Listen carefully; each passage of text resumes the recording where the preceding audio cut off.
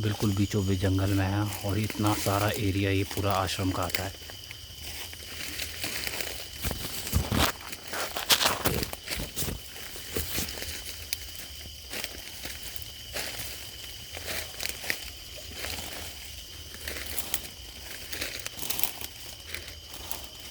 कई सालों से शायद यहाँ पे कोई नहीं आया।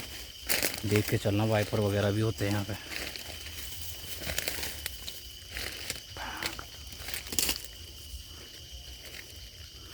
कंप्लीटली हिडन है यार ये।